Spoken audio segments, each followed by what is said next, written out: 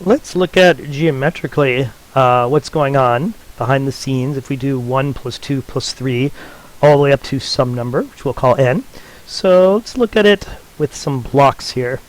So if you look at what we got here, so at this top row I've got 1 block, the next row's got 2, then 3, then 4, 5, and just imagine, I know I really only have 6 here for the bottom row, but just imagine this kind of keeps on going, and we stop at some arbitrary integer n. So 1 plus 2 plus 3, all the squares together, all the way up to n. The question is there a shortcut formula for what this adds up to be?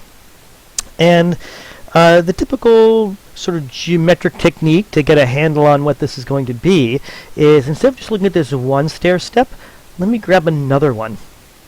So here we go, here's another one, and this one's upside down. So I put the 1 at the bottom, and then plus 2, plus 3, plus 4, plus 5. So whatever this adds up to be, this also adds up to be the same thing. And rather than seeing 2 separate shapes, let me just take them, and here comes the amazing thing. Stick them together. So these match together perfectly. I'm going to separate them just a bit so you can see what was going on there. Alright, so this is going to make, when it's actually attached together, a rectangle.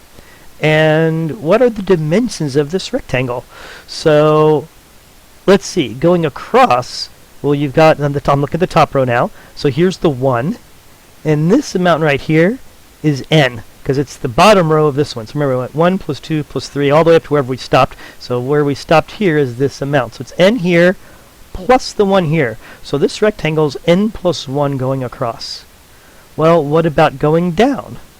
Well, we had 1 plus 2 plus 3. We stopped at the nth row, so going down, this actually has to be n, because this is the first row, second, 1, 2, 3, 4. We had n going across, so this has to be n down. So after we attach them, I'll go ahead and reattach them together. This is going to form a rectangle. Almost looks like a square, but it's not quite a rectangle. The length is a little bit more than the height right here. So it's n plus 1 going across, and n going down.